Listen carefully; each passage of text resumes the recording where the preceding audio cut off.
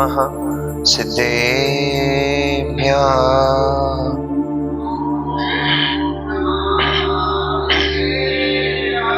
ॐ नमः सिद्धेभ्यः।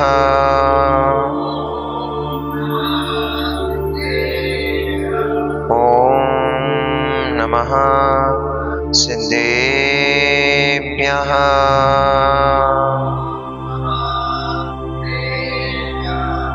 तव सिद्धेन सिद्धे संयम सिद्धे चरित्र सिद्धेया नाणम् इदंसणं मेया सिद्धे शिरसा नमस्सामि। सिद्धं संपूर्ण भव्यार्थं सिद्धे कारणमुत्तमं प्रशस्त दर्शन ज्ञान चारित्र प्रतिपादनम् सुरेंद्र मुकुट श्लिष्ट पाद पद्मान् सुकेशरम् प्रणमामि महावीरम् लोकत्रय मंगलम्। नमो अरिहन्ताणम् नमो सिद्धाणम् नमो आयर्याणम् नमो वज्रायाणम् नमो लोये सव्यसाहोणम्। जबरी अनंत अनंत परम सिद्ध परमेष्ठी भगवान की, अनंत अनंत 24 तीर्थंकर भगवान की, आचार्य भगवंत कुंद कुंद देव की, आचार्य भगवंत रविशरण स्वामी महामुनिराज की, परम पूजनीय चर्या श्रोमणी अध्यात्म योगी आचार्य गुरुदेव श्री विशुद्ध सागर जी महामुनिराज की, अहिंसामय विश्व जैन धर्म की,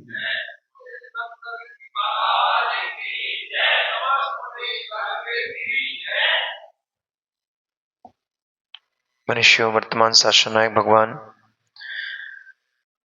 वर्धमान स्वामी के शासन काल में हम सभी भवजीव यहाँ विराजते हैं। परम भट्टारक महाश्रमण उन भगवान वर्धमान स्वामी के मुख कमल से निश्चित भगवती मां जनवाणी का हम सभी भवजीव करुणांजलि लगा करके पान कर रहे हैं।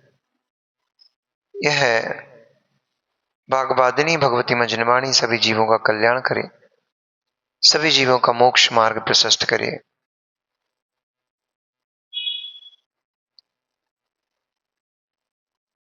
अशुद्धि को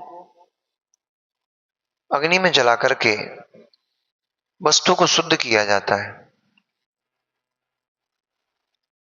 जब तक वह अशुद्धि वस्तु के अंदर भीतर में प्रवेश करी रहती है तब तक वस्तु मलिन दिखती है।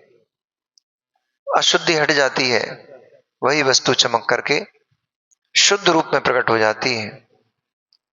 हमारी अज्ञान दशा, हमने वस्तु को अशुद्ध रूप में तो अनेक बार देखा, परंतु ना तो हम वस्तु को शुद्ध रूप में देख पाए और ना ही उसको हम शुद्ध करने का प्रयास करें। लौकिक वस्तुओं तो हमने न जाने कितनी शुद्ध कर ली। खदान से स्वर्ण पाषाण निकाल लाए और उसको अग्नि की भट्टी में झोंक करके शुद्ध स्वर्ण प्रकट कर लिया। 16 ताप दे करके उसको एकदम पवित्र कर दिया। चांदी को निकाल लाए, रजत पाषाण, रजत की मिट्टी को उसको भट्टी में झोंक करके और उसको उसकी कट्टीमा कालीमा को दूर करके उसको भी हमने शुद्ध कर लिया। यहां तक कि भोजन पानी अनेक अनेक प्रकार की वस्तुओं को हमने शुद्ध कर लिया। लेकिन अनादि काल से जो हमारी आत्मा कर्मों से मलिन है, कर्मों से अशुद्ध है, उस अशुद्धि को ना हम देख पा रहे और ना हम उसको शुद्ध करने का कोई प्रयास कर पा रहे हैं। संसार में यही सबसे बड़ी विडंबना है जीव की, कि इसको वस्तु दिख रही है और उस अशुद्ध वस्तु को ही उसने शुद्ध मान करके बैठ गया है और उसके लिए फिर कोई पुरुषार्थ भी नहीं कर रहा है। क्योंकि महेंद्र भैया, पुरुषार्थ तो तभी होगा ना जब हम कच्ची लोई को कच्ची देखेंगे तभी तो पकाने का प्रयास करेंगे। हमने तो कच्ची लोई को रोटी मान लिया है, अब हम उसको क्यों अग्नि में झोंक करके पकाएंगे, क्यों उसको तवे पे डालेंगे।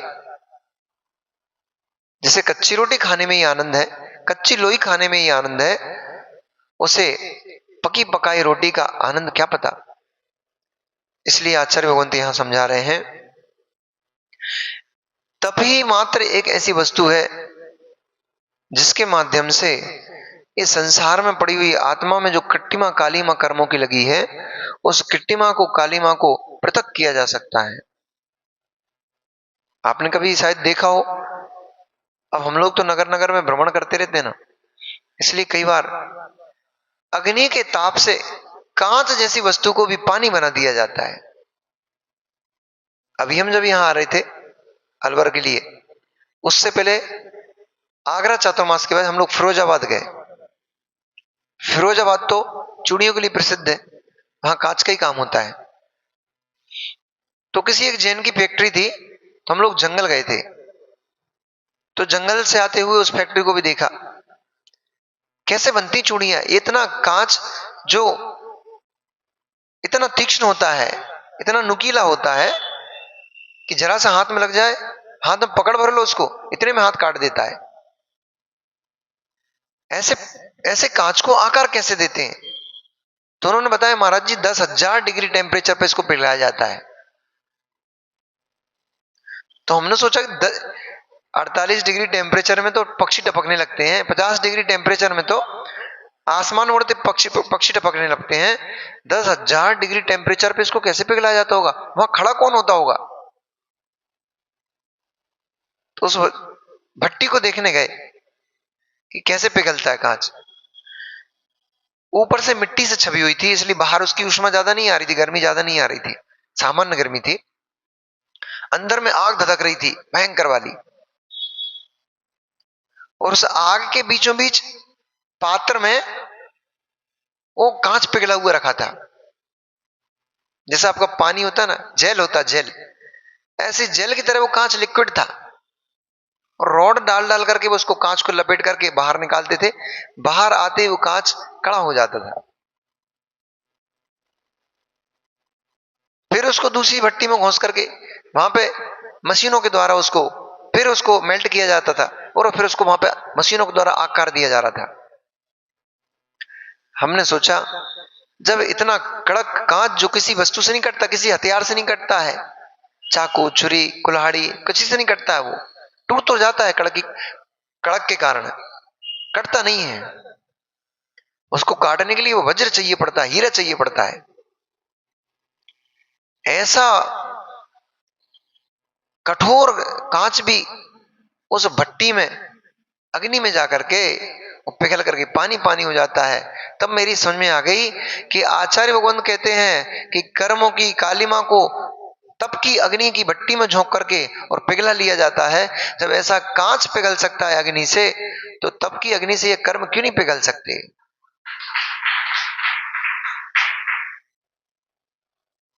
इसीलिए तप की अग्नि से तपाया जाता है अपने आप को। लोग प्रश्न करते हैं बहुत सारे, इतने कष्ट देने की क्या आवश्यकता है अपने आप को। और बल्कि कई लोग तो पागल घोषित कर देते हैं। ये लोग तो पागल होते हैं जो उपवास करते हैं, अनशन कर रहे हैं, कोई अनेक अनेक प्रकार के आसन आदि लगा रहे हैं, उनको पागल घोषित कर दिया लोगों ने। तो बोले तो पागल लोग हैं, फुर्सते लोग हैं, कुछ काम धाम है नहीं, तो बोले यही करो चलो। अरे तुम्हें क्या पता, तुम्हें भी पर्याय में इतने मूढ़ हो, मिथ्यात्व इतना प्रचंड है, तुम्हें द्रव्य द्रव्य और द्रव्य की पर्याय पर्याय ही नहीं दिख रही है। मूर्ख वे लोग नहीं है जो उसको शुद्ध करने का प्रयास कर रहे हैं, मूर्ख तो वे लोग हैं जो उसे द्रव्य ही नहीं देख पा रहे हैं और पर्याय को पर्याय ही नहीं देख पा रहे हैं। वे पर्याय को ही पागल लोग, वे मूर्ख लोग पर्याय को ही द्रव्य मान बैठे हैं, और पर्याय को द्रव्य मान करके वे उसी में जीवन जीने में लगे हुए हैं। तुम्हें क्या पता, इस पर्याय के पीछे, इस पर्याय के भीतर में एक द्रव्य भी है। जिस सुख के पीछे तुम भागते फिर रहे हो, बावले बने फिर रहे हो, कैसे तो मिले, कुछ तो करूं। दिन रात 24 घंटे एक किए हुए हो, न रात देख रहे, न दिन देख रहे, न नींद देख रहे, न खाना न पीना, न परिवार, न गृहस्थी, कुछ भी नहीं देख रहे हो उस संपत्ति को कमाने के लिए। क्यों? क्योंकि हमें लगता है संपत्ति आ जाएगी हमारे पास तो हम सुखी हो जाएंगे, संपत्ति हमारे पास आ जाएगी तो हम सुखी हो जाएंगे।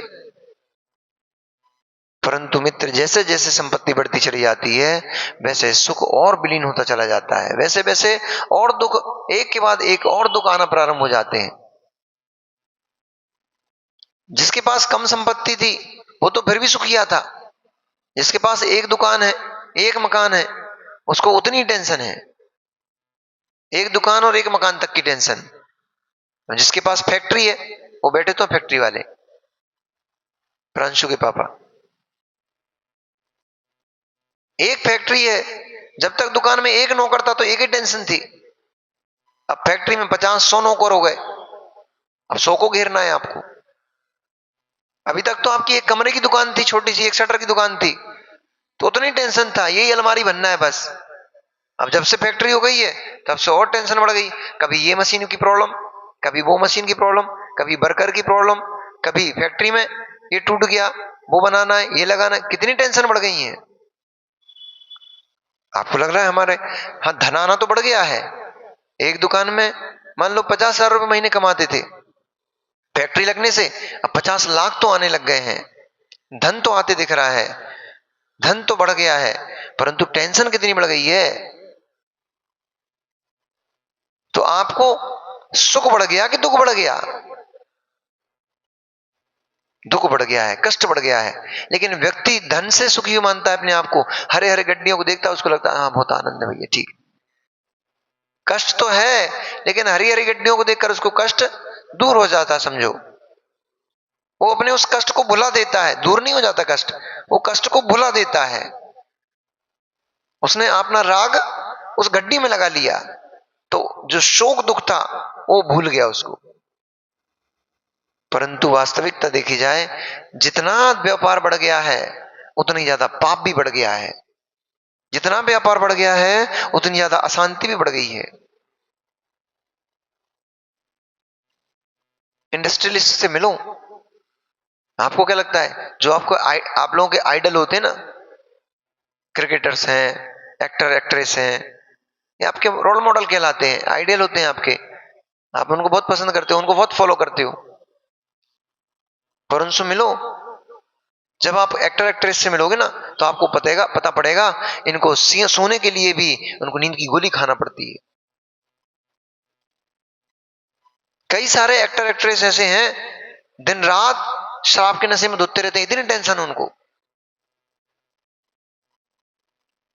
एक एक्ट्रेस तो ऐसी थी वो बिना शराब पिए एक्टिंग ही नहीं कर पाती थी, उसको अपने परिवार से, घर से इतनी टेंशन थी कि उस दिन रात 24 घंटे धुतती रहती थी वो। तो पैसा कितना दिख रहा है एक मूवी बनाने में, अरबों खरबों मिलते, कई 100 करोड़ का एक प्रोजेक्ट होता है। क्रिकेटर्स को देख लो आप, आपको लगता है कि ये बहुत सुखिया हैं, पर उनसे पूछो उनके ऊपर कितना प्रेशर रहता है। और तो छोड़ो, वे तो लघु शंका भी अपनी मर्जी से नहीं करने जा सकते हैं, उनका वो भी बंधा हुआ है, भय रहता है, मर्जी से कहीं घूम फिर भी नहीं सकते हैं, उनको वहां पे बॉडीगार्ड लेके चलना पड़ते हैं, सरकार की नजर में जीना पड़ता है वहां पे भी। स्वतंत्रता चली गई, धन तो आ रहा है, सुख चला गया, स्वतंत्रता चली गई। सबसे बड़ा कष्ट परतंत्रता है और सबसे बड़ा सुख स्वतंत्रता है।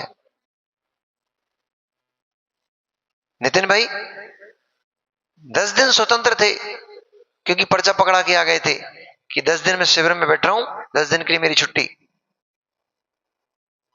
तो कुछ टेंशन थी क्या? और कल जब आप वहां पहुंचे दुकान में तो टेंशन शुरू हो गई कि नहीं शुरू हो गई? शुरू हो गई, क्योंकि परतंत्रता शुरू हो गई। 10 दिन आप स्वतंत्र थे, अपनी मर्जी से अपना जीवन जी रहे थे, और 11वें दिन जैसे ही आप दुकान में पहुंचे, परतंत्रता शुरू हो गई। अब सेठ जैसा कर रहा है, कह रहा है, वैसा करना पड़ रहा है। सेठ ने कहा हमें काम करो जाओ, तो वो काम करना पड़ रहा है। इसलिए इसलिए जिस समय रामचंद्र जी ने सीता को वनवास पहुंचाया था, तो उस समय कृतांत वक्त उनको सेनापति छोड़ने के लिए सीता को गया था वन में। वो अपने आप को कोस रहा था उस समय। बोलता है मैं किंकर क्यों हूं, मैं नगर का स्वान क्यों नहीं हूं। मैं स्वान होता तो कम से कम घर के दरवाजे पे बैठा रोटी के 2 टुकड़ों का इंतजार करता, उनको खाकर ही मैं अपना जीवन जी लेता, परतंत्र तो नहीं होना पड़ता। परंतु ये मंत्री पद किस काम का, ये वैभव मेरा किस काम का, कि मुझे ऐसा खोटा कार्य एक गर्भवती स्त्री को घने जंगल में छोड़ना पड़ रहा है। राजा आज्ञा है, राजा की आज्ञा है। ऐसी परतंत्रता बड़ी कष्टदायक होती है। जो एम्प्लॉय हो, सुनील भैया एम्प्लॉय हो के दुकान के मालिक हो? पहले जॉब वाले थे ना, तो पहले जॉब वाले थे, तो घर में अगर मान लो किसी काम से 15 मिनट लेट हो जाओ, तो कितना दिमाग में प्रेशर आ जाता था। अभी बॉस 4 बातें सुनाएगा, टाइम पे नहीं आया, वहां जाके बॉस। ये तो फिर भी ठीक है, हमने तो ऐसी हालत देखी है नरेंद्र भैया। अब चूंकि शेयर ब्रोकिंग कंपनी में थे ना, तो मार्केट को देखते थे ना जब, तो ऐसी हालत रहती है वर्कर्स की, ऐसी गालियां सुनाते हैं बॉस लोग, क्या बताएं। हम खुद बोल देते थे, अरे बेचारे ऐसे मत बोलो यार भैया। हम ही बॉस से बोलते थे, बॉस ऐसा गाली मत दिया करो यार, अच्छा नहीं लगता है। उनको ऊपर से पड़ती है। हाँ सही है ना, उनको ऊपर से पड़ती है। उनको टारगेट सेट करके ऊपर से जाता है, मेल आ जाता है शाम को, कल इतना बिजनेस चाहिए। वो नीचे वालों में डंडा करते हैं, कल इतना बिजनेस। बोलो भाई तुम्हारा क्या टारगेट रख सेट कर रहे हो कल। मतलब रात में जाने से पहले, शाम को जाने से पहले उनका टारगेट सेट करके दिमाग में घुसा देते हैं, आपका कल का ये टारगेट है, लग जाओ अभी से जाके। पैकेज तो बड़े बड़े दिखते हैं हमें, पर उस पैकेज की भी तो कितनी सारी टेंशन होती है, ये हमें दिखाई नहीं देता। हमें लगता है हम तो बड़े धन अच्छा कमा रहे हैं, हम तो सुखिया हैं। 8 घंटे की जॉब कहते हैं, 12 14 16 घंटे निकलवाते हैं, दे रहे हैं 25-25 लाख के, 30-30 लाख के पैकेज दे रहे हैं, 50-50 लाख के पैकेज दे रहे हैं। महीने में आपको 1.5-1.5 2-2 लाख रुपए, 3-3 लाख रुपए दे रहे हैं, तो काम तो लेंगे। तो काम भी मशीन बना देते, बल्कि मशीन से तो कम काम लिया जाता है, मनुष्य की मशीन से ज्यादा काम लिया जाता है। सोने भी चैन से नहीं देते हैं, सोने के लिए भी आपको एक काम पकड़ा देते हैं, तुम्हें कल ये करके कंप्लीट लाना है। अब बेचारा नींद भी नहीं शांति से नहीं ले सकता, नींद में भी उसको कंप्यूटर चलाते मिलता है वो। जैसे आप नींद में माला फेरते थे ना, पर उसमें शिविर में नींद में स्वाध्याय करने बैठ जाते थे, ऐसे ही जो वर्कर होते हैं वे नींद में इतना प्रेशराइज किया जाता है, वे नींद में भी वही चलता रहता है उनके दिमाग में। इसलिए तुम धन में संपत्ति में सुख को खोज रहे हो, यही तो हमारी सबसे बड़ी मूर्खता है। धन संपत्ति में सुख होता तो पूरी दुनिया, जितने लोगों के पास खूब धन है, वे सब तो सुखिया ही हो गए होते, उनमें कोई दुखिया होता ही नहीं। परंतु लिखने वाले ने क्या लिखा है, काहू घल कले हारी नारी, कै बैरी सम भाई, काहू के दुख ऊपर दिखे, काहू उर्दु चिताई। और कोई पुत्र बिना नित झूरे, होए मरे सो रोवे, और खोटी संतति सो दुख उपजे, क्यों प्राणी सुख सोए।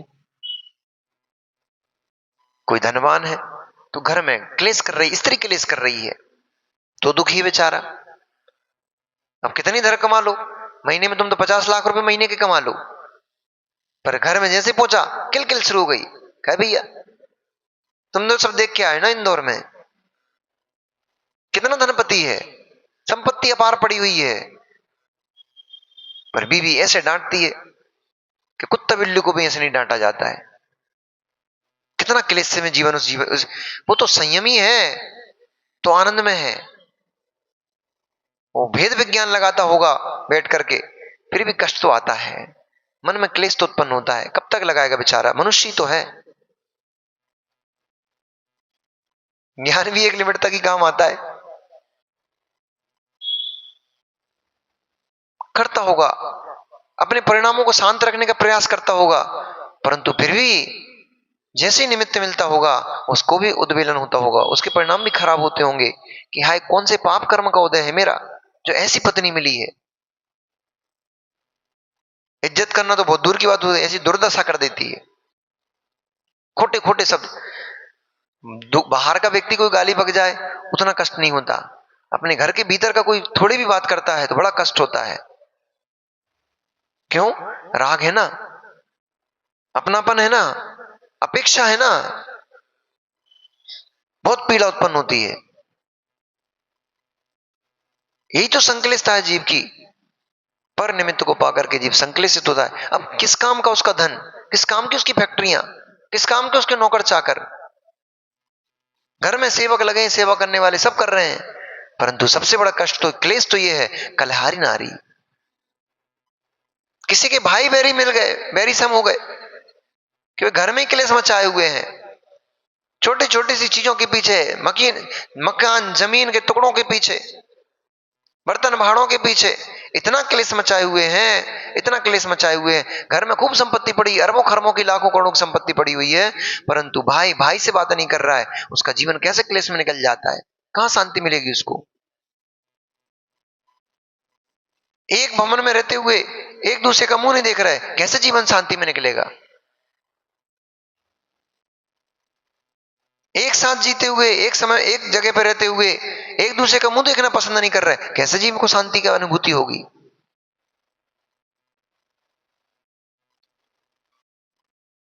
किसी के संतान नहीं हो रही, वो दुखी है, वो भागता फिर रहा है यहां से वहां, संतान हो जाए। संतान हो गई, खोटी संतान निकल गई, व्यसनी निकल गई, पिता की बात नहीं सुनती है तो दुखी घूम रहा है बेचारा। अरबों खरबों की तुम्हारी संपत्ति पड़ी रहे, पर सबसे बड़ा सुख होता है आज्ञा का सुख। लौकिक सुख सबसे बड़ा कोई होता है तो आज्ञा का सुख होता है। आपने अपने बेटे से, बेटी से कुछ भी बात कही, उसने स्वीकार कर ली, ठीक है पिताजी, ठीक है भैया, वो परम सुखिया है। और आप कह रहे हैं बैठ जाओ, वो जा रहे वहां, ये परम सबसे महान कष्ट है। ऐसा कष्ट जिनके ऊपर है अनिल भैया, सुखिया हो आप तो, कि बच्चे आपकी आज्ञा में हैं, उन लोगों से मिलो। वो बच्ची एक दिन बोल रही थी कि महाराज जी, मेरी सहेली को 5 दिन के लिए अगर ये घर में रख दें यहाँ पे तो पता लगेगा। कौन सी कोई एक बच्ची बोल रही थी, उसके माता पिता को समझा रहा था कि तुम्हारे बच्चे अच्छे हैं, तुम्हारी आज्ञा में जीते, बात मानते हैं, इसलिए इनको ज्यादा पेरा मत करो। कई बार क्या होता है, हम खुद अपने हाथ से अपना बिगाड़ कर लेते हैं। जब आपकी संतान आपकी सुनी रही है तो उनको बात बात पर, छोटी छोटी सी बातों पर फिर डांट मत लगाओ, समझाओ तो। छोटी छोटी सी बात के लिए उनको दंड मत दो। कई बार छोटे छोटे से दंड जो होते हैं वो जीव को निष्ठुर बना देते हैं, बगावत करने पे मजबूर कर देते हैं। लोग बोलते हैं ना, जैसे आतंकवादी होते हैं, आतंकवादी पैदा थोड़ी होते हैं। लोगों की जो जाति होती है, लोगों की जो बार बार उनको जो प्रेशराइज किया जाता है, उससे उनके अंदर निष्ठुरता आ जाती है। वे कुछ अच्छा करना चाहते थे, परंतु उनके साथ कुछ ऐसा बुरा हुआ कि वे हृदय से निष्ठुर हो गए, कठोर हो गए। कठोर होकर के अब उन्होंने निर्णय कर लिया, अब तो हम ऐसे ही करेंगे, अब तुम कर लो क्या कर रहे। इसलिए कई बार स्थिति बहुत हम अपने हाथों से खराब कर लेते हैं। स्वभाव में मृदुलता होना चाहिए, अच्छे संस्कार देना चाहिए, अच्छी बातें सिखलाना चाहिए। परंतु छोटी मोटी गलती अगर कुछ हो भी जाए, उसको भूलना भी आना चाहिए अपने को। छोटी मोटी यदि कोई गलती हो जाए, समझा दो, बता दो, लेकिन इतने कसाई मत बन जाओ कि उसको तुमने उठा करके कमरे में बंद कर दिया 8 दिन के लिए, 4 दिन के लिए, उसका भोजन पानी बंद कर दिया। 2-4 बार होगा, 2-4 बार तो आपकी बात सुनेगा, फिर तुम्हारा विरोधी बन के खड़ा हो जाएगा। अब तुम्हारी लाखों की करोड़ों की संपत्ति पड़ी रहे, तुम्हारे किस काम की? तुम्हारी संतान तुम्हारी विरोधी बन के खड़ी हो गई। इसलिए सुख संपत्ति में नहीं है, सुख संबंधों में नहीं है, सुख कहां है? निराकुलता में सुख है। जहां जहां आकुलता आएगी वहां नियम से कष्ट प्रारंभ हो जाएगा, और जहां जहां निराकुलता रहेगी वहां नियम से सुख प्रारंभ हो जाएगा। हमें जो और की आकांक्षा होती है, और करना है, और चाहिए है, वो हमें परेशान किए हुए है, वही हमें कष्ट दिए हुए, दुख दिए हुए है। वो और करने की हमारी और में नियंत्रण हो जाए तो तुरंत शांति की अनुभूति होने लग जाती है। अंश, तुम्हारी मां ने तुम्हें भोजन में हलवा परोसा। मां ने बनाया था 3 प्लेट हलवा, एक तुम्हारे लिए, एक पिताजी के लिए, एक मां के लिए। तुम्हें उसने 1 प्लेट हलवा दे दिया। हलवा बड़ा सुंदर था, मधुर था, तुम्हारा मन करा और मिल जाए। अब तुम मां से कह रहे, मां हलवा आपने बहुत टेस्टी बनाया है, मुझे थोड़ा और दो ना। यहां तक तो ठीक था। अब मां ने कहा, नहीं बेटा, 1 प्लेट पापा के लिए बचाया है, 1 प्लेट मैंने अपने लिए बचाया है। ठीक है, कर लोगे। तो आनंद प्रारंभ हो गया, जितना खाया उसका आनंद लूटोगे। अब और की आकांक्षा बनी रहेगी कि कैसी मां है, इतना सा 1 चम्मच और नहीं दे पा रही, क्लेश शुरू हो गया। मां शत्रु दिखने लग गई। अब जो खाया था वो तुम पेट में चला गया, जो मीठा मुंह हो गया है अब उसका आनंद आना बंद हो गया है। अब अगर मित्र तुम्हें अंश 1 चम्मच का, 2 चम्मच का, 1 प्लेट हलवा भी मिल जाएगा, तुम्हें आनंद नहीं आएगा। तुम्हें इस समय लड़ करके झगड़ करके तुम मान लो खा भी लोगे, ले भी लोगे, परंतु वो आनंद नहीं आने वाला अब तुम्हें, जो आनंद आपको आ चुका था। नहीं भी मिलता तब भी आनंद आता, तब भी जो मुख मीठा अभी है ना हलवा का, वो आपको थोड़ा थोड़ा रस तो देता ही रहता। परंतु वो 1 और प्लेट के चक्कर में जो मधुर मुख हो चुका था, उस मुख की मधुरता भी समाप्त हो गई, और मन की मधुरता भी समाप्त हो गई, और संबंधों की मधुरता भी समाप्त हो गई। मुख की भी गई, परिणामों की मधुरता भी गई, और संबंधों की मधुरता भी गई। क्लेश ही क्लेश है। जहां जहां और की आकांक्षा होगी वहां नियम से क्लेश शुरू हो जाएगा, कष्ट शुरू हो जाएगा। इसलिए भेद विज्ञानी जीव, तत्व निर्णय जीव, ऐसा नहीं कि तत्व निर्णय जीव धन नहीं कमाते। भरत चक्रवर्ती पद पे अधिष्ठित थे कि नहीं थे? तो 6 खंड को जीता कि नहीं जीता? उन्होंने युद्ध किया कि नहीं किया? किया। इतने विशाल साम्राज्य के स्वामी बने, उसको भी भोगा। इतनी सारी महाराजियों का स्वामित्व भोगा, वो भी भोगा। अनेक अनेक प्रकार के उनके पास जो निधियां होती हैं, रत्न होते हैं, उन 9 निधियां, 14 रत्नों का भी सुख भोगा। सभी का सुख भोग रहे थे, परंतु सबका सुख भोगते हुए, सब काम करते हुए भी इस बात का निर्णय था, मैं भिन्न द्रव्य हूं, ये भिन्न द्रव्य है। ये पर्याय की परिणमनशीलता है, ये पर्याय की वस्तुएं हैं। इनको मैं भोग तो रहा हूं, परंतु वास्तव में मैं इनका भोगता नहीं हूं। ऐसा भीतर में तत्व निर्णय था। जो है उसमें संतोष भी करते थे। अब नियोग ऐसे ही होता चक्रवर्ती का, उनको युद्ध के लिए जाना पड़ता है, 6 खंड की विजय करनी पड़ती है। आकांक्षा नहीं हो तब भी करना पड़ती है, क्योंकि उनका नियोग ही ऐसा होता है। फिर ऐसा भी नहीं कह सकते कि उनको मान कसाय नहीं सताती थी। भले ही छायक सम्यक दृष्टि था, पर उसको भी, उसके भीतर भी मान कषाय तो थी। मान कषाय नहीं होती तो बाहुबली के पास सीधा खबर पहुंचाते ना, भाई मैंने सब 6 खंडों को जीत लिया है, मेरा चक्र तेरे कारण से रुका हुआ है, तू शीघ्र आकर के नमस्कार कर ले, चक्र प्रवेश कर जाएगा। पर खबर ये क्यों पहुंचाई कि राजा भरत तुम्हें आज्ञा देते हैं? वो भी तो आदिनाथ के मोड़ा थे, वो भी तो आदिनाथ के पुत्र थे, उनके अंदर कौन कषाय की कमी थी? उन्होंने भी कह दिया, बड़ा भाई यदि बोल रहा होगा तो अभी आता हूं नमस्कार करने के लिए, राजा भरत बोल रहा होगा तो कह दो युद्ध कर ले, जिस आदिनाथ के पुत्र तुम हो उसी आदिनाथ के पुत्र हम हैं। उनकी भी मान कषाय थी,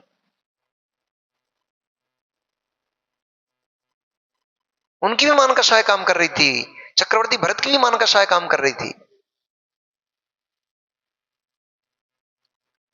मान मान में कितना बड़ा अनर्थ हो जाता है। दो मानी आकर के सामने खड़े हो गए, युद्ध प्रारंभ हो गया। अब ये भी एक नियोग ही कहो इसको, चक्रवर्ती का कभी मान खंडित नहीं होता, चक्रवर्ती कभी किसी से हारता नहीं है। परंतु प्रथम चक्रवर्ती अपने ही भाई से हार गया। ये भी काल की महिमा कहो, कर्मों की महिमा कहो, समय की बलिहारी कहो, अथवा नियोग में डाल दो इसको, नियोग ही ऐसा था।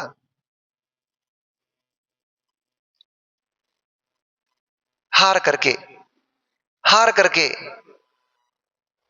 कषाय कितनी तीव्र होगी सोचो आप। भाई भाई के बीच में झगड़ा हो जाए, कॉलर पकड़ने तक, एक दूसरे को चांटे मारने तक तो बात ठीक है, गर्दन काटने के लिए तैयार हो जाए, कितनी कषाय होगी इसके भीतर में। भाई के ऊपर ही चक्र चला दिया। वे चक्रवर्ती भरत, वे भले ही भगवान बन गए हों, केवल ज्ञानी हो गए हों, वे भले ही सिद्ध अवस्था को प्राप्त हो गए, वे बाहुबली भले ही तप करके भगवान बन गए, लेकिन कलंक तो आज तक चल रहा है कि भाई ने भाई के ऊपर चक्र चलाया था राज्य के पीछे।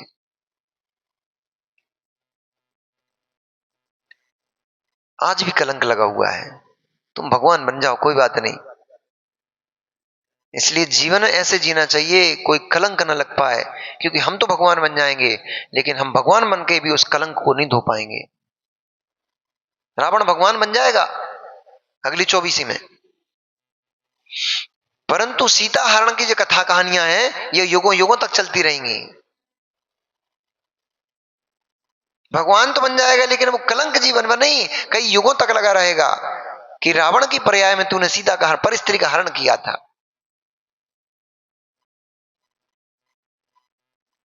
इसलिए जो जीव तत्व निर्णय होते हैं, वे जीव विषमता की परिस्थिति में, समता की परिस्थिति में, सभी में साम्य भाव धारण करते हैं, परिणामों को निर्मल बना के रखते हैं। विषमता आना ये कर्मोदय का कर्मोदय का काम है, विषमता खड़ी करना ये कर्मोदय है, परंतु विषमता की घड़ी में समता धारण करना ये कर्म से नहीं होगा, ये मेरे पुरुषार्थ से होगा। उस आपत्ति विपत्ति की घड़ी में जो जीव समता धारण कर लेते हैं वे ही भगवान बनते हैं, और उस विपत्ति की घड़ी में जो जीव उस विपत्ति से घबरा करके आकुल व्याकुल हो जाते हैं, राग द्वेष परिणति को करने लग जाते हैं, वे जीव संसार में भटकते रह जाते हैं। विपत्ति की घड़ी में सबको भगवान नजर आते हैं, आपत्ति की घड़ी में सबको भगवान नजर आते हैं। दुख में सुमिरन सब करें, कबीर जी ने लिखा कि दुख में सुमिरन सब करें, सुख में करें न कोई, जो सुख में सुमिरन करे तो दुख काहे को होए। सुख के समय में, संपत्ति के समय में, धन आदि के समय में हम फूले रहते हैं गर्भ में मान कषाय में, जब हमारी पूछ हो रही होती है, जय जयकार हो रही होती है, उस समय मान कषाय में फूले रहते हैं, उस समय नहीं नजर आता है कि इसमें मेरा भविष्य बिगड़ जाएगा,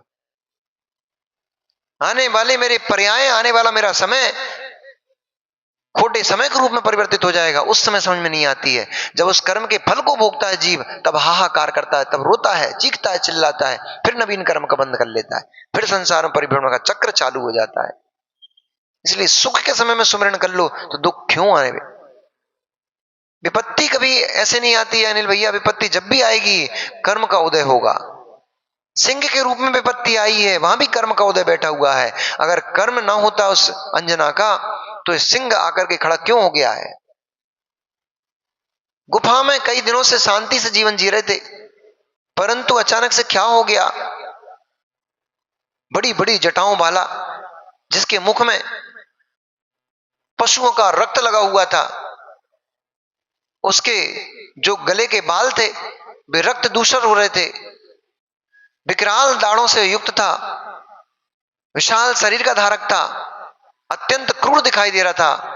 ऐसा वह सिंह गुफा में प्रवेश करते ही एक टक होकर के अंजनी को देखने लग गया। अब ऐसी आपत्ति विपत्ति के समय में वो भी गुफा में महिला हो अकेली और शेर घुस आए तो क्या होगा भैया, अनिल भैया, रिंकू भैया? इनके घर में शेर तो क्या, चूहा घुस आती है तो छत के ऊपर नीचे हो जाते हैं। हाँ, उस समय जो प्रसूति की उसको पीड़ा थी वो सारी पीड़ा भूल गई। अब प्रसूति की पीड़ा दिखाई देगी, कितनी बड़ी पीड़ा सामने खड़ी वो दिखाई देगी, सब भूल गई वो। आंखें खुली की खुली रह गई, हाय हाय इतना बड़ा सिंह गुफा में कैसे प्रवेश कर गया। एक छिपकली निकल जाए, चूहा निकल जाए बाजू में से तो हाथ पे ठंडे पड़ जाते हैं आदमी के। इतना बड़ा विकराल शेर खड़ा हो गया आके, उसके तो प्राणी निकल गए, मतलब निकले नहीं, बार बार निकल निकल के भाग रहे थे बाहर, परंतु क्या कर सकती थी वो जो उसकी बसंत माला सखी थी, जो कि विद्याधरी थी ना, उसने तुरंत ही उड़ना प्रारंभ किया और उस गुफा में अनेक अनेक तरीके से वो उसको उठा करके ऊपर लाना चाह रही थी, परंतु गर्भ के बाहर से वो उसका शरीर शिथिल था, अथवा इतना बड़ा शरीर लेकर के वो उड़ भी नहीं पा रही थी। तो बार बार वो कभी सिंह को भगाने का प्रयास करती थी, कभी उसको अंजना को उठाने का प्रयास करती थी, परंतु हर प्रयास में वो जो असफल रही। बेचारी खड़ी खड़ी बसंतमाला उस दृश्य को देख रही थी, हाय हाय अब क्या होने वाला है।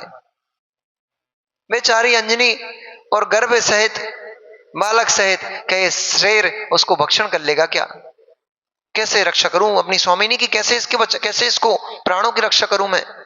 अनेक अनेक उपक्रम करती रही। जैसे ही सिंह अंजना के ऊपर झपटने के लिए तैयार हुआ, वैसे ही उस गुफा में एक यक्ष रहता था। अब सबकी सांसें आ गई। उस गुफा में एक यक्ष रहता था। उस यक्ष ने शीघ्र ही अष्टापद का रूप धारण किया। सिंगी एक प्रकार का सिंगी होता है, अष्टापद भी 8 पैर वाला होता है वो, और सिंह से बड़ा भी होता है, विकराल भी होता है, सिंह भी उससे भयभीत होता है। उसने उस रत्नचूला नाम की जो उसकी स्त्री थी, उसका नाम था मणिचूला नाम का देव था। तो मणिचूला की जो स्त्री थी रत्नचूला, उसने कहा स्वामी देखो ये स्त्री शीलवंती है, ये स्त्री कितनी सुकुमार है, गर्भ से युक्त है, आपको इसकी रक्षा करना चाहिए। देखो ये विकराल सिंह उसके ऊपर झपटने ही वाला है, कहीं इसके द्वारा ये स्त्री मारी ना जाए, इसलिए आपको इसकी रक्षा करना चाहिए। अपनी पत्नी रत्नचूला का ऐसे ही दया भरे जैसे उसने वचन सुने, उसको सिंह के ऊपर बड़ा कोप उत्पन्न हुआ और उसने तुरंत अष्टापद का रूप धारण किया और धारण करके वो सिंह के अंजना के सामने जाके खड़ा हो गया सिंह से युद्ध करने के लिए।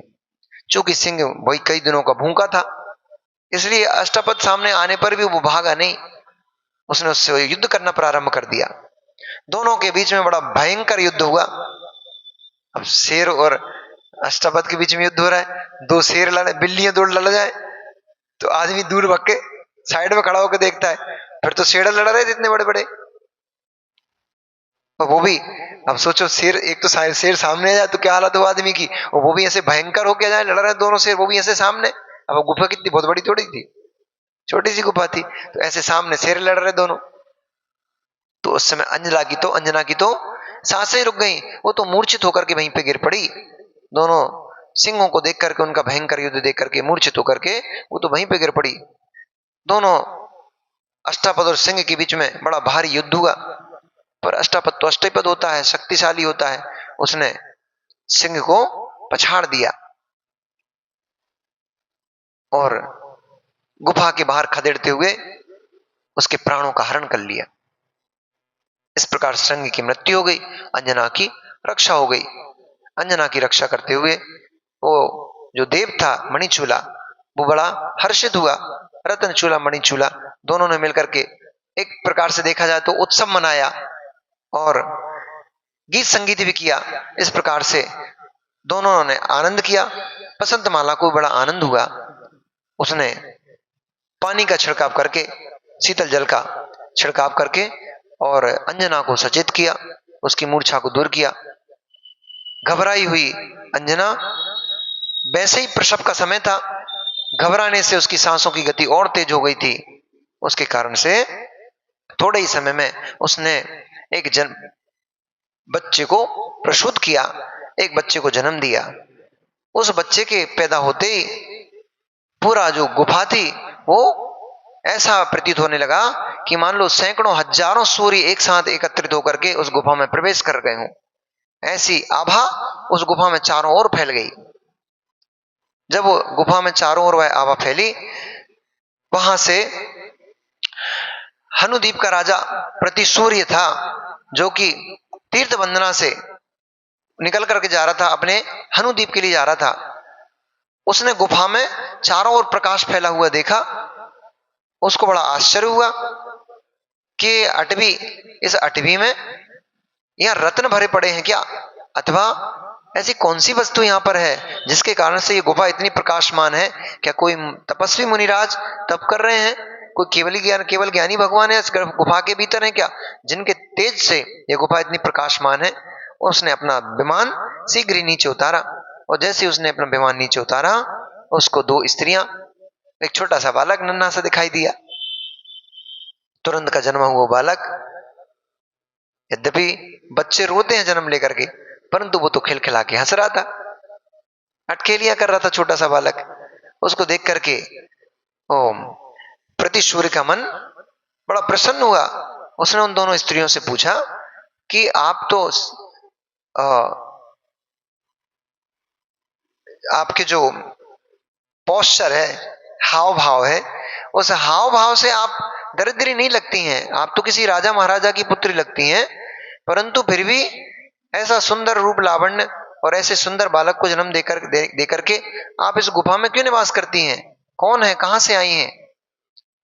अपनी दुख भरी कहानी बसंतमाला ने अंजना के बारे में सारी कहानी प्रतिसूर्य को सुनाई। जब प्रतिसूर्य ने कहानी सुनी, प्रतिसूर्य की आंखों में से टप टप टप टप आंसू टपकने लग गए। उसने कहा, बेटी मैं तो तुझे पहचान ही नहीं पाया, तेरा शरीर कष्ट के कारण दुर्बलता से इतना क्रश हो गया है, मैं तो तुझे पहचान ही नहीं पाया। मैं कोई और नहीं, मैं तेरा मामा हूं। मैं तीर्थ वंदना करके यहां से जा रहा था, भाग्य विधाता की लेखनी देखो कैसी चली। उस भाग्य ने ही मुझे तेरे पास पहुंचाया है। मैं तो यहां से निकल के जा रहा था, परंतु मैंने गुफा में प्रकाश देखा, उस प्रकाश को देख करके मेरा मन इस गुफा की तरफ आकर्षित हो गया और मैं इधर आके मैंने देखा तो मुझे क्या मालूम था कि मेरी भांजी ऐसी दुर्दशा में पड़ी हुई इधर। चल बेटी, हम शीघ्र ही हमारे हनुद्वीप चलेंगे, वहीं चल करके और तेरे बालक के जन्म का बड़ा उत्सव मनाएंगे। इस प्रकार से मामा प्रतिसूर्य ने उस बालक को अपनी गोद में उठाया और उठा करके विमान में अंजना को बैठाया, बसंतमाला को बैठाया। अपनी अनेक अनेक जो महारानियां थी वो भी उत्सव मनाने लग गई और भजन आदि गाने लग गई, गीत गाने लग गई, बालक को खिलाते हुए और गीत के माध्यम से, वाद्य यंत्र के माध्यम से वो प्रतिसूर्य जो था वो बालक को उछाल रहा था। परंतु विमान गतिशील था, तो जैसे विमान ने गति पकड़ी वो बालक उछलते ही नीचे गिर गया। ओ माय गॉड, अब क्या होगा। इतने ऊपर से बालक नीचे गिर गया, अब इतना सा बालक नीचे चट्टान पे गिरेगा, कैसे बच पाएगा वो। बताते हैं भाई ये बच पाएगा कि नहीं बच पाएगा, कुछ और होगा क्या, कि कोई बीच में ही झेल लेगा, कुछ तो होगा। कल पता लगेगा क्या हुआ बच्चे का।